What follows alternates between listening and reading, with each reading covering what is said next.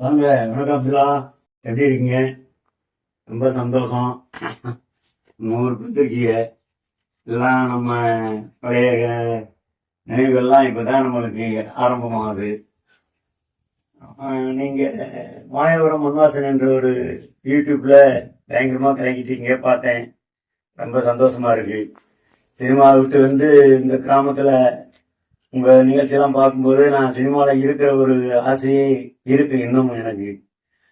மாதிரி நான் சினிமாவில் இருக்கிற 27 வருஷம் 28 வருஷம் ஒர்க் பண்ணி முடிச்சுட்டு பல பெரிய பெரிய வெற்றி படங்கள்லாம் வேலை செஞ்சேன். பெரிய ஹீரோக்களோடலாம் வேலை செஞ்சு முடிச்சுட்டு சினிமாவில் ஒர்க் பண்ணி 27 வருஷங்கள் முடிச்சு ரிட்டைர்மெண்ட் வாங்கிட்டு வந்து நம்ம ஊரில் கிராமத்தில் செட்டில் ஆகியாச்சு.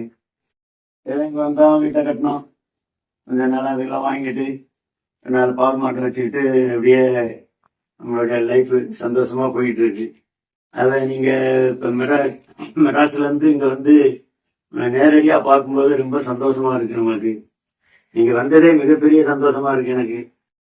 நம்மெல்லாம் ஒன்னா பணி எடுக்கும்போது நம்ம எப்படியெல்லாம் இருந்தோம், அதெல்லாம் இப்ப நம்ம நினைச்சு பார்க்கும்போது ரொம்பவும் மகிழ்ச்சியா இருக்கு. அதுல மேலும் நம்ம இப்படியே இருக்கிற வரைக்கும் நம்ம சேர்ந்து இணைந்து ஒற்றுமையா ஒரு சந்திச்சு வாழணுன்றதுதான் எனக்கு ஆசையா இருக்கு.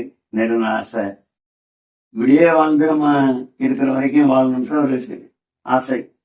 மற்றபடி இங்க அந்த யூடியூப் ஆரம்பத்துல எனக்கு மிகப்பெரிய சந்தோஷம். அதனால நான் பல பல நிகழ்ச்சிகளை பார்க்கிறேன் உங்க மூலியமா. அதனாலே பெரிய ஒரு மகிழ்ச்சியான விஷயம். வந்ததே வந்து சினிமாவில் நடிக்கணுன்ற ஒரு ஆசையில தான் நான் சென்னைக்கு வந்தவன். அதனுடைய சான்ஸ்கள் கிடைக்காம அப்படி போய் ப்ரொடக்ஷன்ல சேர்ந்து படம் வேலை செஞ்சுக்கிட்டே ஒரு சில படங்கள்ல ஒவ்வொரு சீன் பண்ணியிருக்கிறேன். பெரிய பெரிய படங்களும் பண்ணியிருக்கேன், சின்ன படங்களும் பண்ணியிருக்கேன். ஒவ்வொரு சீன் நடிச்சிருக்கேன். வேலை செஞ்ச படங்கள்லாம் ஒவ்வொரு சீனும் வருவேன். அந்த ஸ்டில்லு போட்டோக்கெல்லாம் நீங்களும் பார்த்துருப்பீங்க.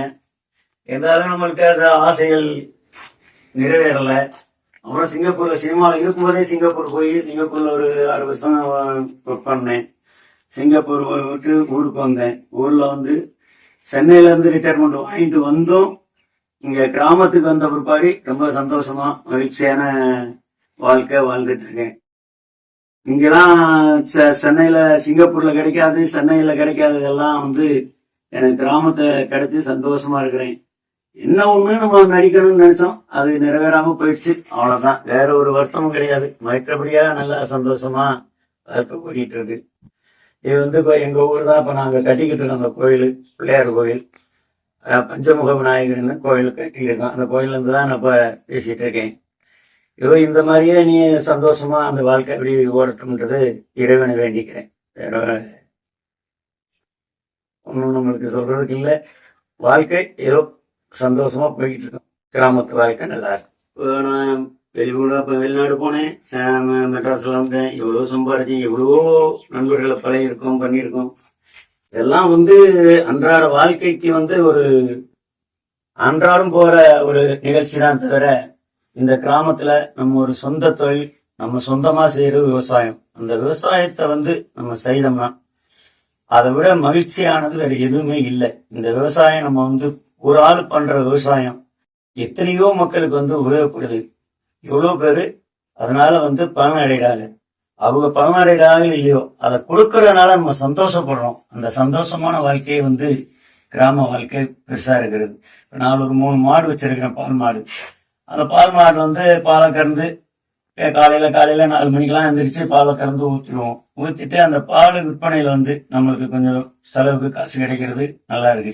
அதை விட நம்ம பால் நம்ம உருவாக்கின பால் எத்தனை மக்கள் சாப்பிடுறாங்க, எத்தனை பிள்ளைகள் சாப்பிடுறது, அதுதான் நம்மளுடைய பெரும் சந்தோஷம். அந்த சந்தோஷமே பெரிய சந்தோஷம். அது மாதிரி என்ன செய்தாலும் எது செய்தாலும் விவசாயம் செய்யாவிட்டால் நம்மளுக்கு வாழ்க்கை இல்லை. எங்கெல்லாம் விவசாய குடும்பங்கள்லாம் அப்படிதான். எனக்கெல்லாம் சொந்த பூமி இருக்கு. அதை நாங்க கஷ்டப்பட்டு விவசாயம் பண்ணி வருஷத்துல என்னால் முடிஞ்சது ஒரு 25 மூடை 30 மூடை வியாபாரத்துக்கு கொடுத்துருவேன். எனக்கு வீட்டுக்கு செலவுக்கு வச்சுக்கிட்டு, சாப்பாட்டுக்கு வச்சுக்கிட்டு ஒரு 30 மூடை 35 மூடை கொடுத்துருவேன். கொடுத்துட்டு அது வந்து அடுத்தவங்களுக்கு பயனாகும். நம்மளுக்கு வந்து காசு வருதோ அதுல நம்ம லாபம் கண்டுபிடிக்க முடியாது. இருந்தாலும் அடுத்தவர்கள் வயிறு நிறைவா அவங்க காசு கொடுத்து வாங்கி சாப்பிட்டாலும் நம்ம செஞ்சு அந்த விவசாயத்தை நல்லபடியா கொடுக்கணும் அப்படின்றதுதான் என்னுடைய குறிக்கோள், என்னுடைய எண்ணம், என்னுடைய ஆசை. மற்றபடி நான் சொல்றதுக்கு இல்லை. ஆனால் பிறந்த பூமியே வளர்ந்த பூமியே மண் வாசனை என்றென்றும் நினைக்கும். அது மாதிரி மாயபுரம் மண் வாசனை யூடியூப்பும் அதே வாசனையை கொடுத்து கொண்டு மிக சந்தோஷமான ஒரு நிலையை என்னை ஏற்படுத்தி கொண்டிருக்கிறது. எல்லாத்திற்கும் என்னுடைய மகிழ்ச்சி. நன்றி, வணக்கம்.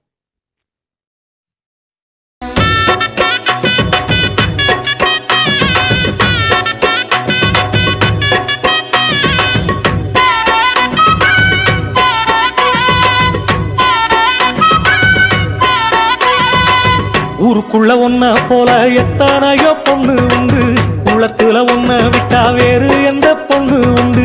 ஊருக்குள்ள ஒன்ன போல எத்தனையோ பொண்ணு உண்டு.